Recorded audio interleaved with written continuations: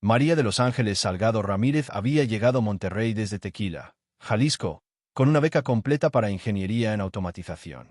Graduada con honores, brillante en cálculo vectorial, y con una sensibilidad aguda para los sistemas de manufactura, había sido contratada por Alteza Robotics, una de las empresas tecnológicas más exclusivas del norte de México.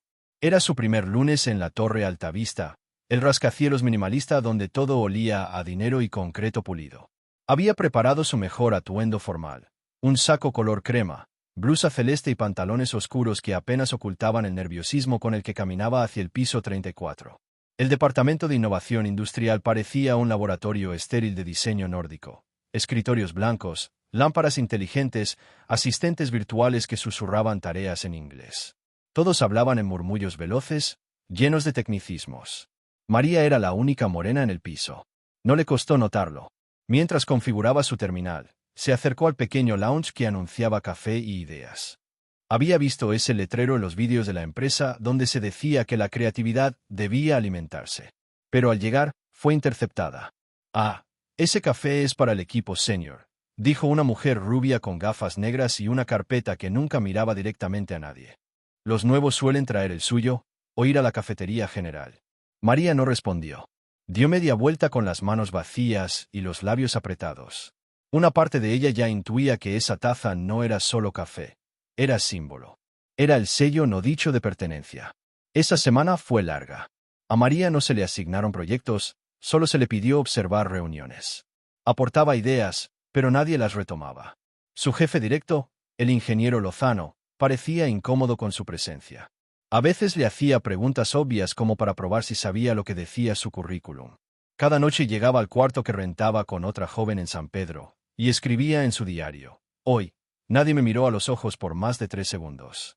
Pero el sistema de transporte inteligente que propuse en voz baja fue usado como si fuera de ellos. Me dolió, pero noté cómo lo hicieron. Aprendí.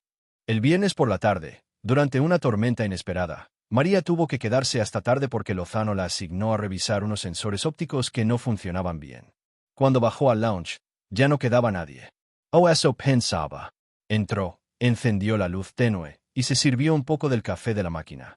Justo cuando daba el primer sorbo, una voz profunda la detuvo. «Sabe mejor cuando lo niegan, ¿verdad?». Se dio vuelta. Un hombre de unos 60 años, traje azul oscuro, cabello cano peinado con precisión, estaba junto a la puerta. Sonreía sin juicio. Tenía una presencia cálida, pero firme, como si cada palabra que dijera llevara una historia detrás. «No sabía que estaba reservado a alguien más», dijo María, dejando la taza. «¿A quién se lo negaron?». «No importa. A veces es más fácil no pedir nada». Él entró al lounge, se sirvió café en otra taza y se sentó. «Soy Ernesto Zambrano, fundador de Alteza. Usted es la ingeniera Salgado, ¿cierto? La nueva en innovación». María no supo qué responder. Solo asintió. «Mi padre fue operador de línea en Tequila. Mecánico de trenes, sordo de un oído, pero con un talento para los sistemas de poleas que ni los ingenieros franceses entendían. Él me enseñó más que cualquier MBA». Ernesto la miró directamente, y luego con una seriedad inesperada, dijo: «¿Usted sabe lo que escondieron aquí durante más de 20 años? No hablo de datos o secretos industriales. Hablo de una patente que jamás debió olvidarse. María Lomoreau, desconcertada». «No, ¿qué patente?». Ernesto se levantó, fue hasta la pared y retiró una lámina. Detrás había una fotografía antigua, en blanco y negro, de un joven mestizo con una máquina de engranes y sensores rudimentarios. Abajo, una inscripción: «Miguel Salgado Ramírez, 1981, Sistema de Diagnóstico Predictivo por Vibración Mecánica». María se quedó helada. Ese era el nombre de su abuelo. Un hombre del que su padre jamás hablaba mucho. Solo sabía que había sido mecánico y que murió joven, frustrado. Ernesto la miró con gravedad. «Lo enterraron, ingeniera. Lo borraron de los registros de la empresa original, que después vendí para fundar Alteza. Pero su sistema fue la base de los primeros modelos predictivos de mantenimiento automatizado. Lo usaron sin crédito, sin paga. Su apellido debería estar en cada sensor de nuestras líneas, y no está». María temblaba. «¿Por qué me lo dice a mí ahora?». «Porque usted no vino aquí solo con un título. Vino con una historia que ellos creen que pueden ignorar. Pero yo no lo permitiré más. Le voy a mostrar todo el archivo que recuperé. Y después, quiero que usted lidere un proyecto. Uno que reivindique lo que su abuelo creó. ¿Acepta? María sostuvo la taza, esta vez con firmeza. Bebió un sorbo y susurró. Sí, acepto. La mañana siguiente, María llegó una hora antes de lo habitual. Llevaba el cabello recogido con más firmeza y un cuaderno nuevo bajo el brazo. Aunque el cielo aún se oscurecía con las secuelas de la tormenta, en su interior algo había despertado. Una raíz profunda, agrietada por años de silencio, que ahora pedía crecer hacia la luz. El ascensor la llevó al piso 42, donde Ernesto Zambrano tenía su oficina. Era un lugar austero, con estanterías de madera clara, planos colgados como arte y una mesa circular que parecía diseñada más para conversar que para imponer. En el centro había un archivo de cartón grueso, atado con una cinta roja. Aquí está todo lo que logré rescatar, dijo Ernesto, señalándolo. Lo mantuve fuera de los sistemas por años. Cuando vendí aquella empresa, traté de preservar lo que pude. No sabía que había dejado herederos, hasta que vi su solicitud. Su apellido. María desató la cinta con manos que temblaban. Dentro había planos a mano, hojas mecanografiadas, fotografías de prototipos hechos con partes recicladas. Incluso un recorte de periódico de 1983, donde un joven Miguel Salgado era fotografiado en la azotea de un taller mecánico con una máquina rudimentaria que, según el artículo, predecía fallas por vibración antes de que ocurrieran. Pero el recorte tenía una mancha de tinta. Alguien había tachado el apellido Salgado con marcador negro. ¿Por qué nunca se registró formalmente esta invención?, preguntó María, dolida. Miguel trabajaba para una subsidiaria que no permitía que obreros registraran patentes a su nombre. Técnicamente, todo lo que inventaban pertenecía a la empresa. Pero él había comenzado a tramitarla por fuera, y entonces ocurrió un incendio. Perdió la mano derecha. Se retiró poco después. Murió al poco tiempo, sin que nadie en la empresa le diera crédito. María sintió una rabia ancestral. No era solo el café que le habían negado. Era la historia de su familia entera que había sido mutilada. ¿Y qué quiere que haga con esto? Lo que nadie hizo, desarrollarlo. Validarlo con nuestra tecnología actual. Y luego, lanzarlo como un módulo nuevo. Salgado Predictivo será el nombre. Pero no lo haremos solos. Necesitamos pruebas, respaldo, y enfrentaremos resistencia. Porque no todos estarán felices de ver ese apellido otra vez en esta torre. Ernesto le asignó un pequeño equipo, 2 ingenieros jóvenes, Martín Leal y Sandra Alzaga, y una oficina improvisada en el piso 20, lejos de los ejecutivos. Ahí comenzó lo que llamaron Proyecto Raíz. Los días siguientes fueron frenéticos. María escaneó cada plano de su abuelo, tradujo los esquemas al lenguaje moderno, adaptó sensores ópticos y sísmicos de alta gama para replicar lo que su abuelo había construido con metales reciclados. Descubrió que, increíblemente, el principio básico del diseño, la correlación entre frecuencias de vibración y fallos estructurales, era más preciso que varios sistemas actuales. Pero no todos estaban contentos. El ingeniero Lozano, al enterarse de que María había sido promovida a líder de investigación avanzada, inició una campaña sutil, cuestionaba cada documento, pedía revisiones innecesarias, y comenzó a difundir que el proyecto era nostálgico, no técnico. Incluso filtró un correo interno donde se preguntaba si María tenía el apellido correcto o solo una historia bonita. Una tarde, cuando María volvía de probar un nuevo módulo en la planta de León, encontró su oficina cerrada. Un cartel decía, reubicación por reestructuración interna. Y en su lugar, un grupo de ingenieros liderados por Lozano ya se instalaba. Ernesto no respondió su llamada. María sintió que el sistema había decidido defenderse. Esa noche, Sandra y Martín la citaron en una cafetería de barrio. Tenían malas noticias. Interceptamos correos entre Lozano y el Consejo Técnico. Están intentando absorber el proyecto. Publicarlo bajo el paraguas de innovación corporativa. ¿Y Zambrano? Creemos que lo están presionando desde la Junta de Inversores. Quieren que se retire. María miró su cuaderno. Recordó una página que había escrito cuando tenía 12 años. Voy a cambiar el mundo con las manos que mi familia usó para construir motores. Yo las usaré para restaurar lo que les quitaron. Se levantó de la mesa. Abrió su mochila. Sacó una USB protegida por cifrado. No podrán robarnos si lo lanzamos primero. ¿Cómo?, preguntó Martín. Lo publicaremos de forma abierta. Un artículo técnico validado por universidades. Un prototipo funcional subido a una red pública. Y citaremos cada plano de mi abuelo. Haremos que el mundo lo vea, antes de que ellos lo silencien otra vez. Sandra sonrió. Entonces hay que correr. Si nos descubren antes, nos congelan el acceso a todo. A la mañana siguiente, comenzaron la operación clandestina. Cada noche, desde sus casas, corregían el paper técnico. María escribió el prólogo del artículo con una frase que hacía eco de lo que Ernesto había dicho. Esta tecnología no nace en laboratorios limpios, sino en talleres polvorientos donde la dignidad se mide por el ingenio. Esta es la historia de Miguel Salgado Ramírez. Una semana después, a las 2:14 de la madrugada, hicieron público el documento a través de la plataforma Open Engineering Global. Lo compartieron con universidades de Alemania, Japón y Brasil. El archivo incluía el modelo, los planos originales y una carta de María. Este legado no será silenciado otra vez.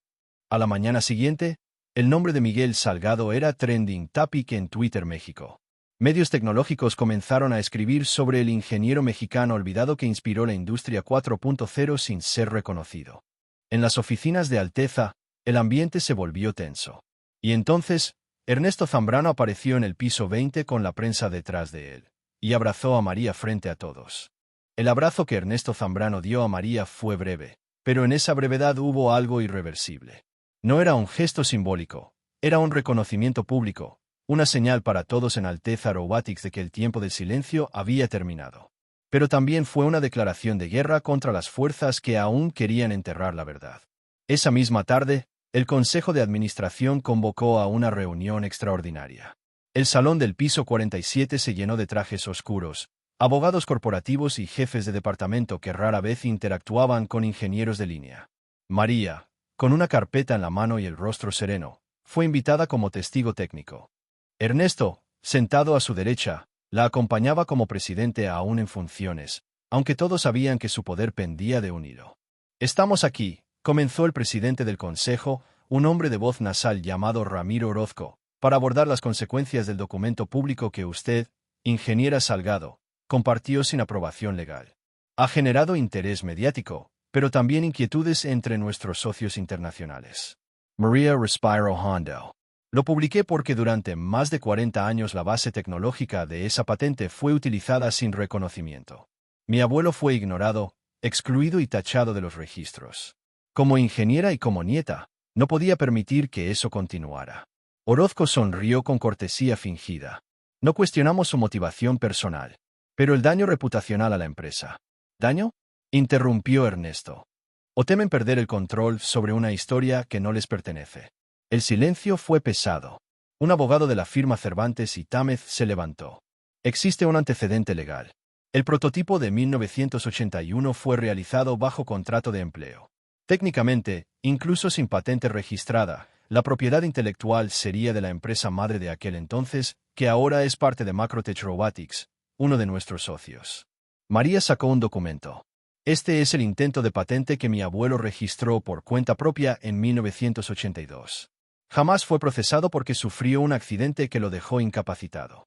El documento fue clasificado como no aplicable bajo una cláusula que ahora es inconstitucional.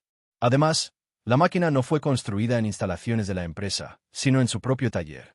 Y los planos originales tienen su firma, fecha y pruebas de laboratorio realizadas por un profesor de la UNAM. El abogado se quedó en silencio. A menos que quieran litigar públicamente contra la familia de un inventor mexicano que ustedes dejaron morir en el olvido, añadió Ernesto.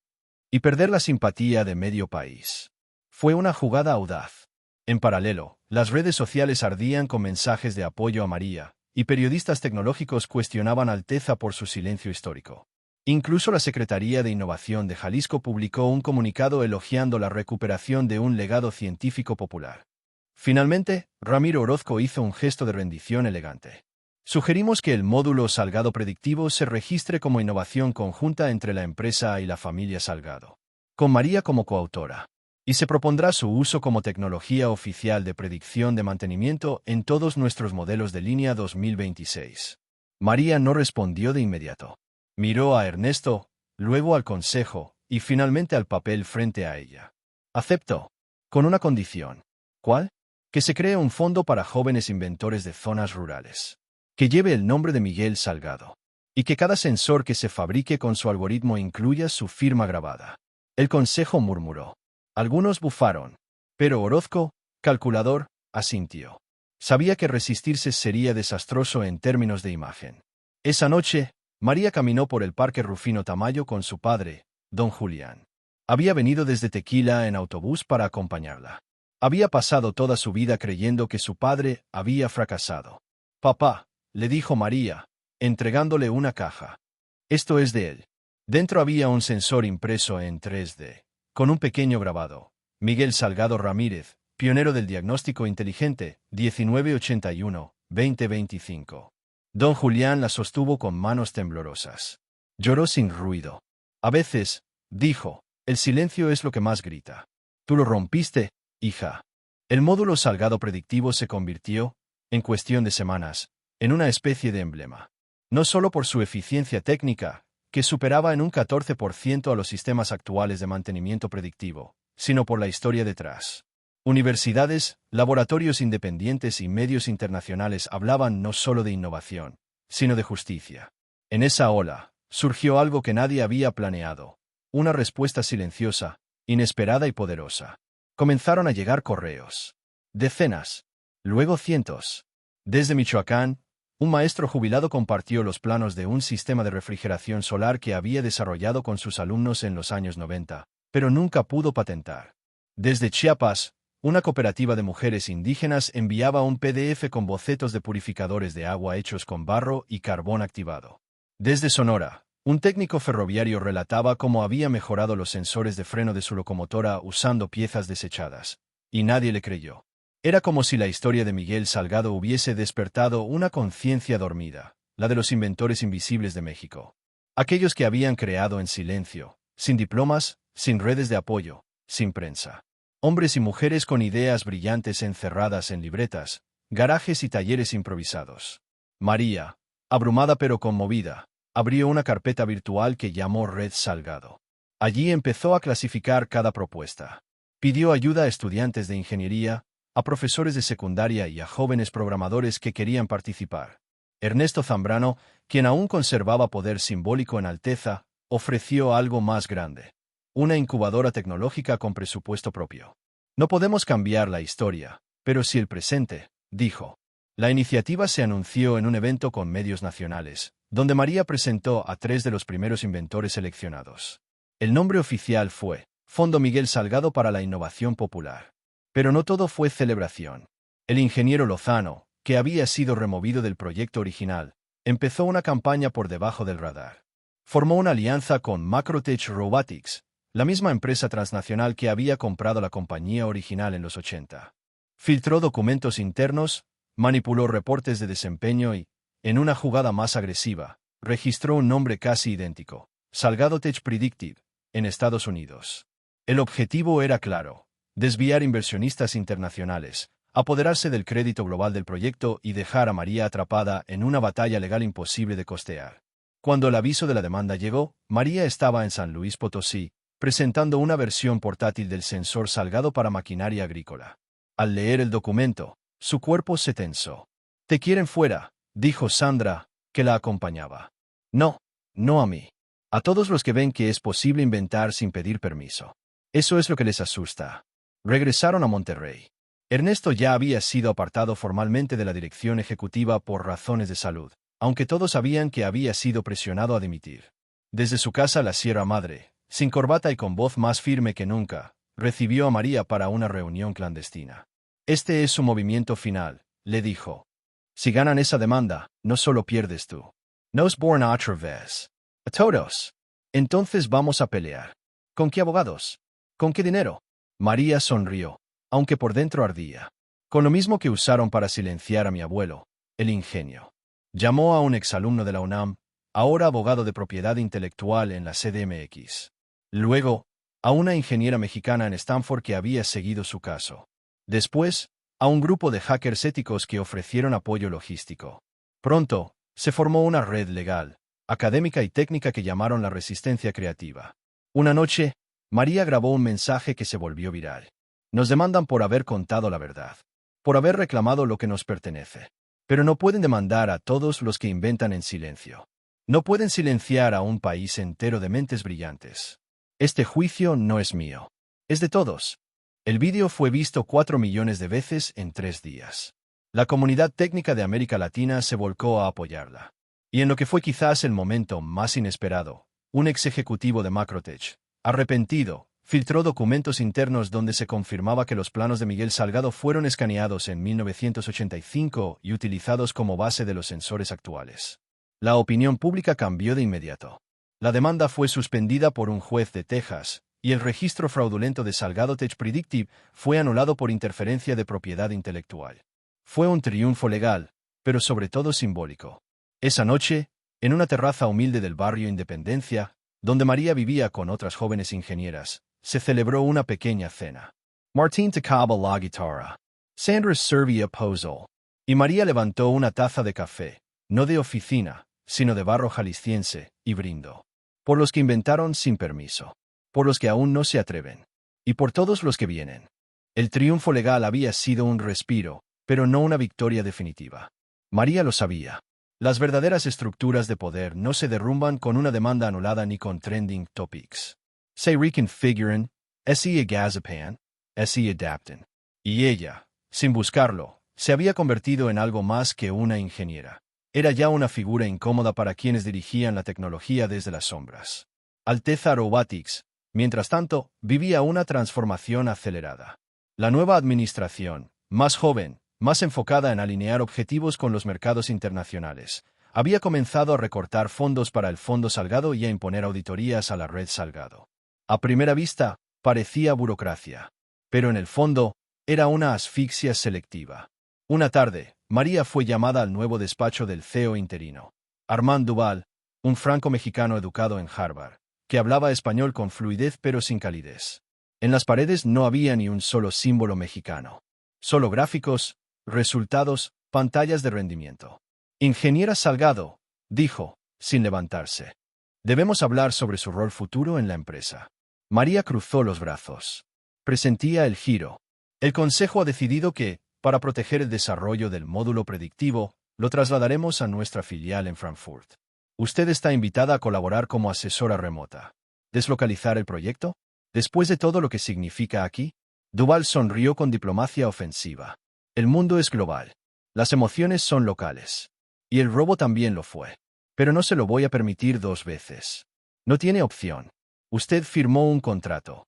Tengo algo más fuerte que un contrato, respondió, mientras sacaba una carpeta. Un archivo con más de 1000 invenciones ignoradas en zonas rurales, con el respaldo de 3 universidades y con el código abierto ya liberado. Si me marginan, lo publico todo. Y no me voy sola. Duval la miró por fin con frialdad. El silencio se volvió denso. Usted es una ingeniera brillante, pero también una amenaza para la estabilidad corporativa. Le advierto que... No me amenes.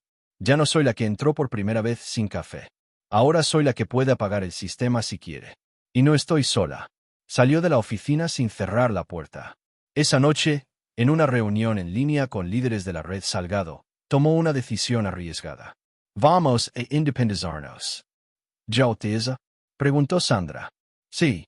Vamos a crear nuestra propia plataforma. Nuestra propia empresa. Pero no una más. Una cooperativa tecnológica nacional, sin fines de lucro, donde cada inventor tenga voz, voto y protección legal. Nada de jerarquías corporativas. Nada de silencios obligados. Así nació el concepto de raíz común. En menos de 3 semanas, gracias a crowdfunding, donaciones de universidades y apoyo de fundaciones internacionales, levantaron un laboratorio en Zacatecas, en el corazón del altiplano. Allí, con paneles solares, servidores propios y un pequeño grupo de ingenieros, comenzaron a operar fuera del alcance de las grandes corporaciones. El sensor Salgado se convirtió en su primer producto. Pero el verdadero objetivo era otro: diseñar una red nacional de monitoreo agrícola, ferroviario, hidráulico y energético basada en tecnología popular. Con licencias abiertas. Con capacitación para comunidades. Pronto, los gobiernos locales de Oaxaca, Tlaxcala y Guerrero firmaron acuerdos. Y lo impensable ocurrió. Una alianza con el Instituto Politécnico Nacional para desarrollar módulos con estudiantes de preparatorias técnicas. Mientras tanto, en Alteza, comenzaron los temblores. Duval fue reemplazado tras un escándalo con bonos inflados. El consejo entró en crisis. Y en un giro que pocos anticiparon, Ernesto Zambrano reapareció. No con poder, sino con legado. Había donado su fortuna personal para crear una universidad popular de ingeniería aplicada en Tequila, con el nombre de su viejo amigo. Centro Miguel Salgado de Tecnología Justa. El día de la inauguración, María fue la oradora principal. Llevaba un vestido blanco con bordado huichol, regalo de una comunidad que ahora diseñaba microturbinas con planos suyos. Ante un auditorio lleno de jóvenes, dijo: «Nos dijeron que el conocimiento solo valía si salía de un laboratorio con paredes de cristal. Pero aquí, entre maíz, motores y memoria, demostramos que las ideas más grandes nacen donde nadie mira. Y que el poder no está en dominar, sino en compartir». Los aplausos fueron largos. Y en medio de ellos, su padre, don Julián, con el sensor Salgado colgado al cuello como medalla, sonrió entre lágrimas. El éxito de Raíz Común se propagaba como incendio de luciérnagas, silencioso, imparable, luminoso en la oscuridad. Pero cada nuevo logro encendía alarmas más intensas en los centros de poder que antes dominaban el panorama tecnológico. Y esos centros no respondían con discursos, sino con estrategias frías, disfrazadas de modernidad. Primero fueron las auditorías de cumplimiento internacional. Luego, las trabas administrativas para importar sensores y equipos clave. Finalmente, un ataque cibernético destruyó los servidores de respaldo de Raíz Común. Aunque nadie lo reconoció oficialmente, el patrón era claro: los estaban saboteando. María no era ingenua. Sabía que habían tocado algo profundo. No solo la narrativa oficial de la innovación, sino la estructura misma que distribuía el acceso al futuro. Y eso no se perdonaba fácilmente. Un día de septiembre, mientras instalaban un sistema de diagnóstico hídrico en una comunidad de Morelos, recibió una llamada cifrada. Era el ingeniero Santiago Meza, un viejo contacto de la UNAM. «Tenemos que vernos». No por teléfono. Se encontraron en un café de la Ciudad de México, bajo una lluvia densa que lavaba las calles sin limpiar nada. «¿Qué pasa?», preguntó María. Santiago sacó una tableta y le mostró un documento. «Esto es un memorando interno de Helix Global, una consultora con vínculos a múltiples gobiernos. Han iniciado lo que llaman reabsorción de innovaciones no sistémicas». María frunció el ceño. «¿Qué significa eso?». «Que están mapeando todas las invenciones surgidas fuera del sistema corporativo o académico tradicional. Las clasifican por potencial disruptivo. ¿Y adivina cuál ocupa el primer lugar? El sensor Salgado. Y todo lo que estás armando con Raíz Común. Están presionando gobiernos para centralizar tecnologías, bajo el argumento de seguridad nacional». María se recostó en la silla, sintiendo una mezcla de náusea y fuego. «Quieren absorbernos para desactivarnos. O desacreditarlos. Ya hay una campaña que sugiere que tus sensores son imprecisos, que no cumplen estándares de estabilidad, que se basan en datos folclóricos. Van a intentar volvernos un mito. No, peor. Una anécdota bonita, pero inofensiva». Ante esa amenaza, María propuso algo radical en la siguiente reunión del Consejo de Raíz Común. «Vamos a liberar todo». «¿Todo?», preguntó Sandra. «Sí. Cada código, cada plano, cada manual. Vamos a hacer imposible que lo silencien, porque no va a pertenecer a nadie. Será del mundo entero. ¿Y los que nos copien? Que lo hagan. Porque no se trata de negocio. Se trata de permanencia». Y así, Raíz Común publicó su archivo de sabiduría popular aplicada. Una plataforma abierta donde cualquier comunidad, estudiante o técnico podía acceder a sus desarrollos, contribuir, mejorar, traducir. Se organizó por categorías: agrícola, mecánico, hidráulico, eléctrico, urbano. Pronto, empezaron a surgir réplicas en Perú, Guatemala, Colombia e incluso India y Marruecos. Raíz Común se había vuelto una idea, no una marca. Pero eso provocó el siguiente nivel del contraataque. Una semana después, María recibió una carta certificada. El gobierno federal, presionado por instancias privadas y extranjeras, cancelaba su convenio de colaboración con Raíz Común. Además, varias entidades anunciaban que dejaban de reconocer sus certificaciones. Sandra lanzó una pregunta en la sala de conferencias. ¿Nos van a aislar? María respondió sin dudar. Solo si creemos que ellos son el centro. Pero no lo son. Fue entonces cuando apareció una figura inesperada. Luciana Ruiz, una exministra de Ciencia de Argentina, ahora directora de una fundación independiente llamada Humanidad Tecnológica. «Queremos nominarte», le dijo a María por videollamada. «¿Para qué?». «Para el Premio Fronteras Éticas de la Tecnología. En Ginebra, con reconocimiento de Naciones Unidas. ¿Y eso les importa a los que quieren destruirnos? No sé. Pero si el mundo ve lo que hiciste, será más difícil que lo borren». María viajó a Ginebra sola, con su cuaderno de notas y un pequeño sensor en la bolsa del abrigo. En la sala del Palacio de las Naciones Unidas, entre delegados y traductores, pronunció un discurso que quedó grabado en los archivos de la ONU. Esta tecnología nació de la exclusión. Se alimentó de la vergüenza que sentíamos por ser pobres, por no hablar inglés, por no tener acceso. Pero no se inventó para venganza. Se inventó para sanar. Hoy no vengo a pedir aprobación. Vengo a recordarnos que el conocimiento no tiene dueño, y que cada herramienta que mejora una vida merece existir, sin permiso. Recibió una ovación de pie. No por la perfección técnica, sino por la dignidad. De regreso a México, encontró un país distinto. Cientos de escuelas técnicas habían empezado a usar módulos de raíz común. Una red de campesinos en Chiapas había creado su propio centro de innovación. Y lo más simbólico, en la Torre de Innovación de Monterrey, una nueva sala llevaba su nombre. Sala María Salgado Ramírez, Tecnología con Raíz. Y frente a esa sala, una nueva máquina de café. Libra. Para todos.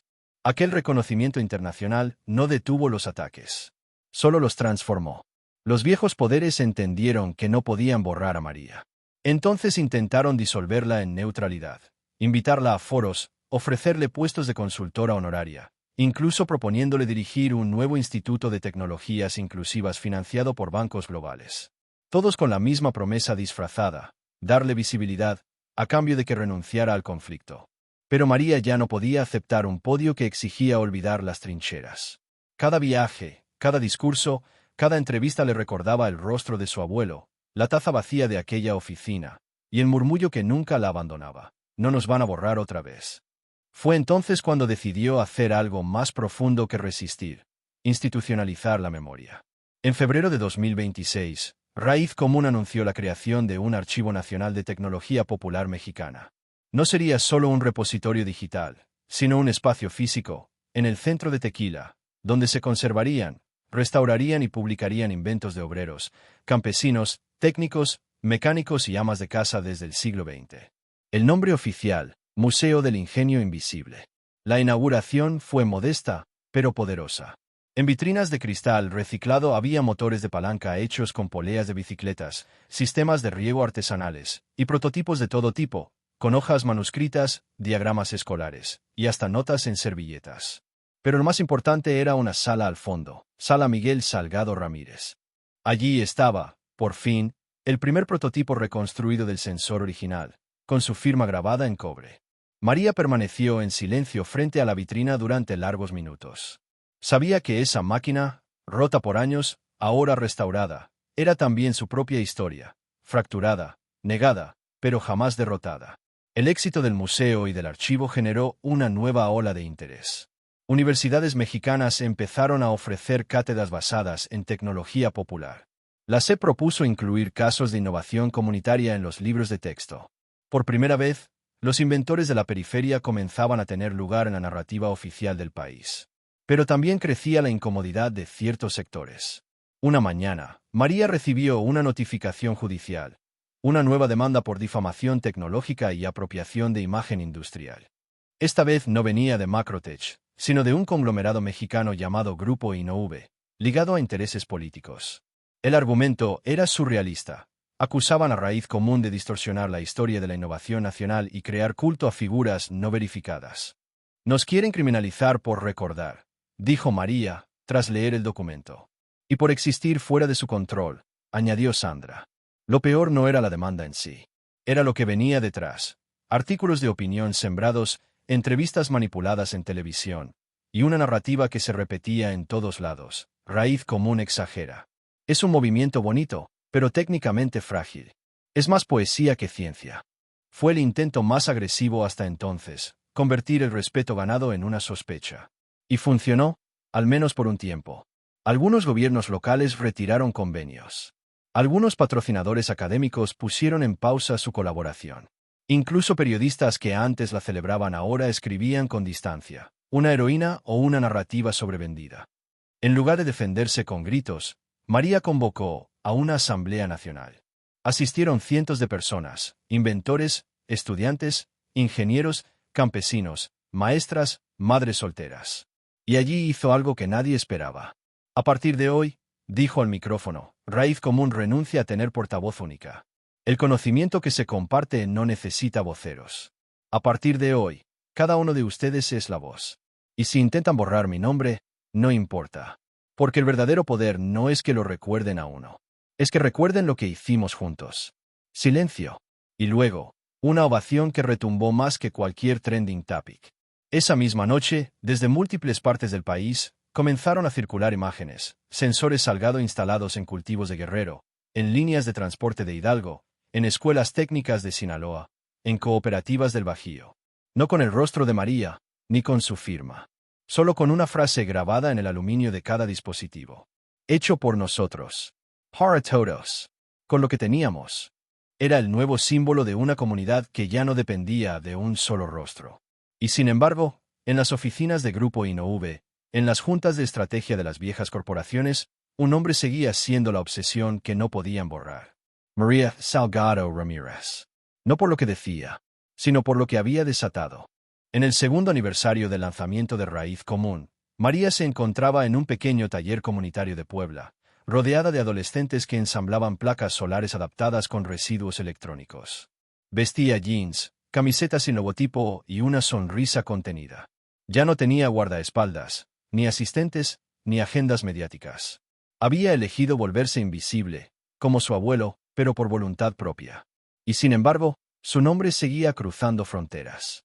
Esa semana, un grupo de científicos de Corea del Sur citó la arquitectura del sensor Salgado como inspiración para su nueva plataforma de mantenimiento urbano predictivo. En Nairobi, una red de ingenieras africanas adaptó el modelo a condiciones climáticas extremas. Y en Medellín, jóvenes en barrios altos lo utilizaban para monitorear redes eléctricas comunitarias. María no los contactó. No los conocía. Y no hacía falta. Raíz Común se había convertido en un movimiento sin centro, como un río que se expande en 1000 direcciones, sin pedir permiso. Pero mientras esa expansión continuaba, en México se preparaba una contraofensiva final. Grupo Innove, junto con antiguos ejecutivos de Macrotech, había desarrollado en secreto una nueva tecnología basada, según ellos, en inteligencia artificial propietaria, NovaSync. La presentaban como el futuro de la predicción industrial, asegurando que su precisión era 50 veces superior al sensor Salgado. Tenían contratos prefirmados con gobiernos estatales y el respaldo de 3 bancos internacionales. Y entonces, apareció lo imposible. En un congreso técnico en Hamburgo, un joven investigador filtró un documento con el código base de NovaSync. Lo publicó en Open Auditech, una red de revisión de algoritmos públicos. Y allí se vio, en letras y lógica inequívocas, que el núcleo de NovaSync era el mismo algoritmo que María y su equipo habían liberado. Había sido modificado, disfrazado con capas de machine learning innecesarias, pero el pulso de la invención estaba allí. Vibración mecánica, correlación frecuencial, tasa de desviación armónica. Era el corazón del sensor Salgado. La noticia estalló como un relámpago. Primero fueron los foros técnicos. Luego los medios de tecnología. Finalmente, organizaciones internacionales como Creative Commons y la Open Invention Network emitieron comunicados denunciando la apropiación indebida de código liberado. Grupo Innove negó todo. Acusó a Raíz Común de manipulación mediática. Amenazó con represalias legales. Pero esta vez, María no habló.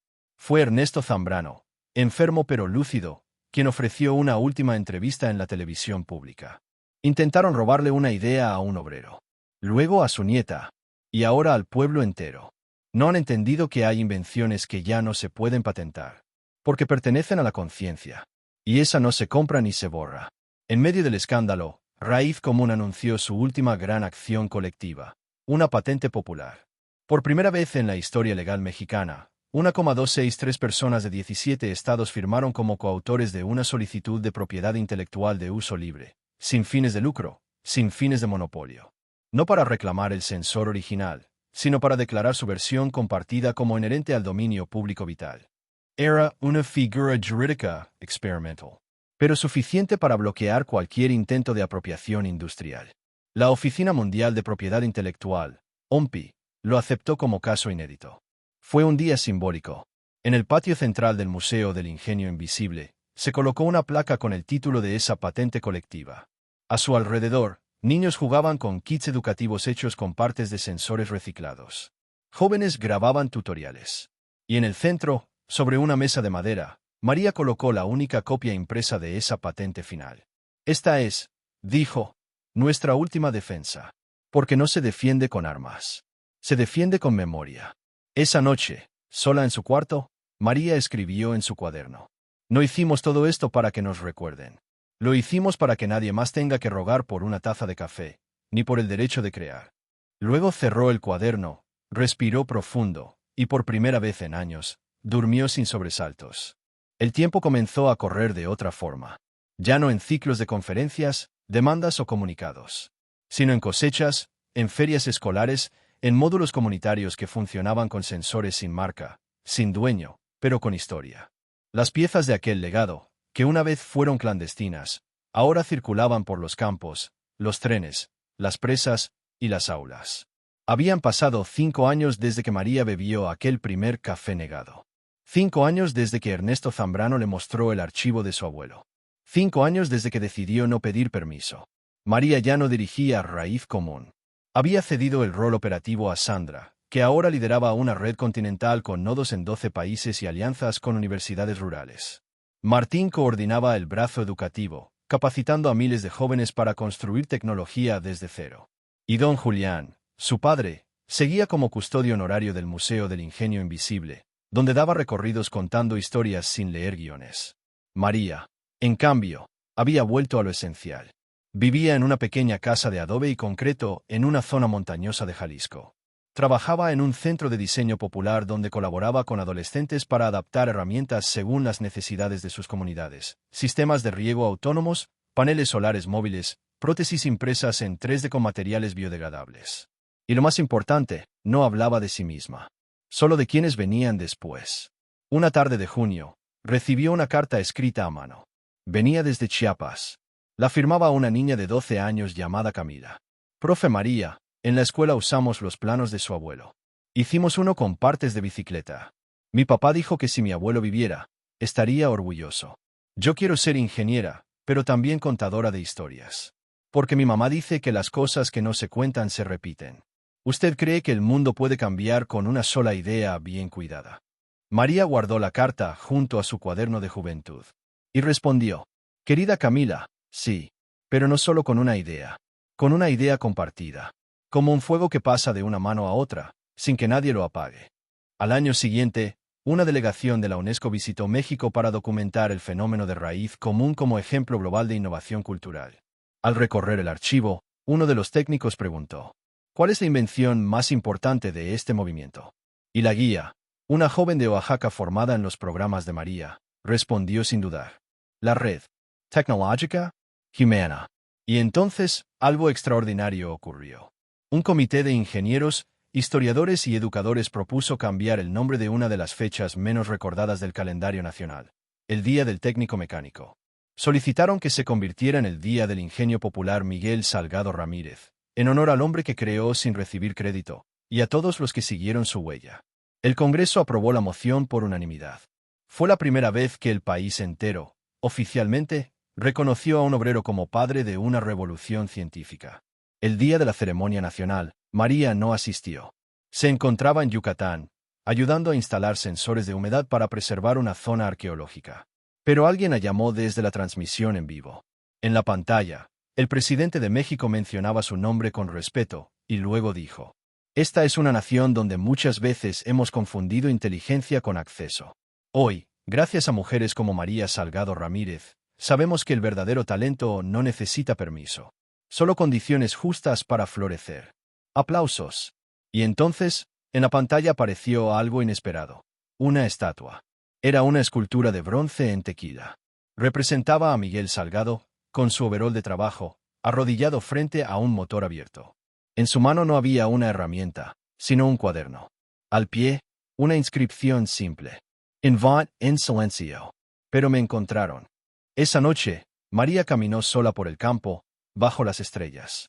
Se detuvo frente a un sensor enterrado que medía la salinidad del suelo. Se agachó, lo limpió con un trapo, lo calibró otra vez. Luego volvió a levantarse y miró el horizonte. El mundo ya no le pedía que resistiera. Ahora le pedía algo más difícil, seguir sembrando. En el silencio cálido del amanecer, María se despertó antes del primer canto de los pájaros. El sol apenas rozaba la línea de las montañas. Afuera, las herramientas dormían bajo un toldo de lona, y el aire olía a tierra húmeda y a madera recién cortada. En su mesa de trabajo, junto al mate y el pan de maíz, había algo nuevo, una libreta de páginas gruesas, en blanco. María la había recibido como regalo de Camila, la niña de Chiapas. En la primera hoja decía, con letras torpes pero firmes: aquí puedes escribir tus próximas máquinas, las que aún no existen. María la abrió. Respiró hondo. Tomó el lápiz. Pero no escribió planos. Escribió memoria. En sus palabras se entretejieron los rostros olvidados, su abuelo con manos quemadas pero ojos encendidos, su padre cubierto de grasa en un taller sin clientes, Ernesto Zambrano luchando por redimirse, Sandra armando sensores con sueño en los ojos, Martín sonriendo mientras enseñaba a reparar sin miedo. Recordó cada espacio que habían recuperado. Oficinas frías convertidas en talleres con aroma a café de olla, plazas rurales transformadas en laboratorios vivos, niños que jugaban con algoritmos como si fueran plastilina. Y recordó lo más doloroso, la soledad de no ser creída al principio. La mueca condescendiente. El silencio deliberado. La duda que a veces se disfrazaba de consejo. Escribió todo eso, porque entendió que las máquinas también nacen de ahí. Ese año, Raíz Común inauguró su primer laboratorio orbital. No una estación espacial, sino una plataforma flotante sobre la cuenca del río Balsas. Funciona con energía solar, filtración de lluvia, y sensores para diagnosticar el cambio climático desde lo más local. Lo llamaron Arcas Salgado. Cada comunidad podía conectarse, aportar datos, hacer preguntas, enviar propuestas. No era un laboratorio cerrado, era una plaza digital flotante. Ni militar, ni privada. Popular. Y allí, por primera vez, un grupo de estudiantes indígenas del norte de Oaxaca diseñaron una máquina nueva, una herramienta de predicción de migración estacional, combinando patrones climáticos y datos históricos de su comunidad. María, al ver la demostración por videollamada, no dijo nada. Solo lloró. Un día de abril, los periódicos anunciaron que Raíz Común había sido nominado al Premio Nobel de la Paz. No por tecnología, sino por lo que lograron con ella: autonomía, equidad, dignidad compartida. Pero María no viajó a Oslo. En su lugar, mandó un vídeo de menos de un minuto. Si algo hemos aprendido, es que la paz no viene de callar los conflictos. Viene de resolverlos con justicia. Y no hay justicia sin memoria. Gracias por mirar lo que tantas veces fue invisible. Años después, en una escuela rural donde los pizarrones son de cartón pintado y los routers son donados, una maestra preguntó a sus alumnos: ¿alguien sabe quién fue María Salgado? Una niña levantó la mano. Fue una señora que convirtió los cuadernos de su abuelo en cosas que ayudan a todos. ¿Y era ingeniera? La niña dudó. Sí, pero también era otra cosa. ¿Qué cosa? La niña sonrió. Era la que nos enseñó que las máquinas también pueden nacer del corazón. Y así quedó escrito. Entre líneas de código, motores reciclados y páginas manchadas de tierra y tinta. María no buscó el poder. Lo encontró escondido en lo que nadie quiso mirar. Y al descubrirlo, lo compartió. Para siempre.